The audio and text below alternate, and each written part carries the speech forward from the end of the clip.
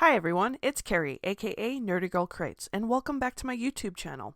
Today is Indie Friday, and in the spirit of Halloween, we are going to take a look at an indie project that goes into the realm of the supernatural. I'm talking about an Indiegogo campaign called Graveyard Shift, Volumes 1, 2, and 3.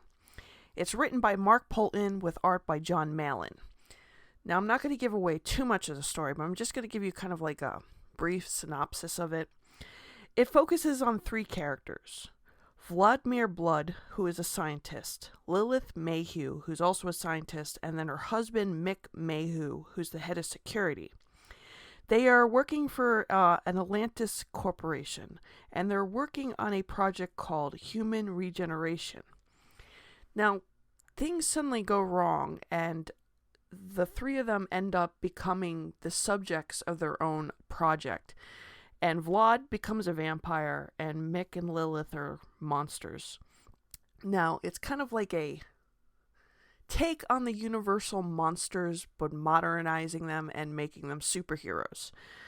And the three of them battle a villain who happens to be a Helsing. So, what did I think? Well, first off, I missed the first two campaigns. And Malin is pretty much, he doesn't keep his campaigns running as long as most. So if you're interested and you see it, I would say jump on it. I didn't get the first two issues. Instead, what they offered was a graphic novel that combined the first two issues. So I got the graphic novel that was volumes 1 and 2, and then the third issue. The art is really good. I do like John Malin's art. It's, how can I say this, story-wise? It's an interesting plot. However, I kind of feel like the story gets rushed a lot. Like we're trying to pack a lot in. I almost kind of feel like it might have been better to just focus on a larger issue to cover all this and be able to kind of like flesh it all out. For example, there's this romance that happens between Vladimir and Lilith behind her husband Mick's back, and it's kind of like I'm trying to understand like how it developed into romantic. They give hints when they're still human that he kind of has feelings for her, but I just kind of wish we had a little more backstory, like kind of like how these characters became close and knew each other more. You kind of rush the whole origin. Then there seems to be like a quick jump between transitions. It's like you're in the moment of like this action, and suddenly there is something and you're somewhere else suddenly, and you don't know how this happened. Again, this would have been great as a graphic novel in itself. Like, I kind of happy that I did get the volume 1 and 2 graphic novel, because I think the wait between each issue, I'd be kind of like, okay, I'm growing a little impatient here. I need the story all together in one. I feel like the first 3 or even 4 issues should have been like one. I mean, you could still leave it off on a cliffhanger, but I feel like it could have been fleshed out more. I do like the second part the best, however. I kind of feel like there's a little bit more intrigue happening in this section. I don't want to give away what happens in this part, but it kind of feels like it stays in the moment a little longer than the other two parts. Speaking of weights, as I was mentioning, I kind of like think when it comes to these Indiegogo projects, I think what kind of frustrates me a lot sometimes, and I don't know, it's probably not by choice with these creators, but it's this like long wait. I know they have to produce a book. I know they have to write a script. I know they have to put like the art together. They have to get somebody to letter, get somebody to color, ink, all that stuff. And it's not going to go as smoothly as if you were in like a big company like, say, Image or DC or Marvel. It's just sometimes I wish that kind of like there was more like a streamlined process. I kind of look at Captain America books, and they kind of come out more on a regular basis than some of these Indiegogo projects.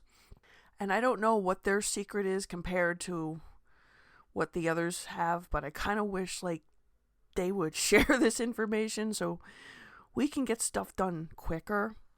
Another character I wanted to talk about was Mick. He's like the third in this group, but I kind of feel like Mick at a lot of points is underused, and I don't know too much about him. Like, Mick is there, but I always feel like it's more Vladimir and Lilith's story than his. He kind of like shows up at the right moments when they're kind of feeling outnumbered, and you don't get much tension between him and Vladimir except for a moment in like the second part. And then it's kind of like over. You're kind of like, oh, okay. So we're not going to deal with this right now. You started it, but we're just going to like say, well, later. Which I'm not saying I didn't enjoy the story. I just kind of felt like this was rushed. Again, could have been like one cohesive graphic novel. And maybe if like they finish like arcs of the story instead of kind of like trying to split up the arcs of the story, and then you know what I'm saying, like when you're reading, say for example, manga, like you kind of feel like one manga is one part of a story. It kind of has its own beginning and end, but it's not the complete end of that arc. I don't know if it makes sense, but again, the art is great. The colors are great. I've heard people complain about John Malin's art, saying that the female characters all look alike, but I mean, I don't think so. Again, it could be me. I just don't see that.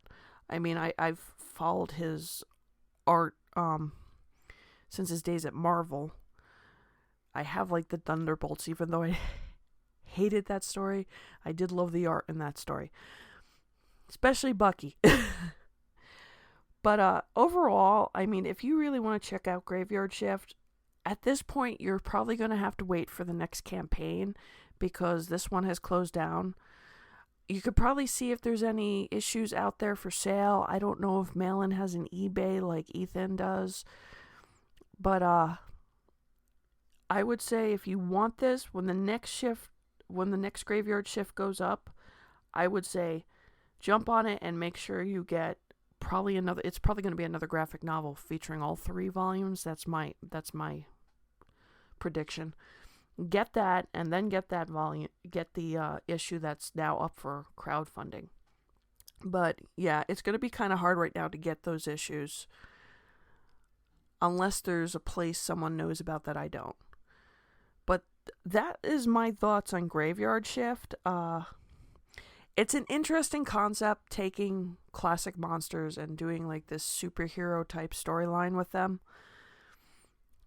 I would just say I kind of feel like it needed to be fleshed out a little more. Like I kind of feel like a better structure for each issue. Like you have a mini story you're completing and then you're moving on to another. Because I think the weight might be turning people off between books. Plus, I would like more in-depth background on these characters. I kind of feel like the origin was rushed. I kind of also feel like Mick was underused. And I want a little bit more about him.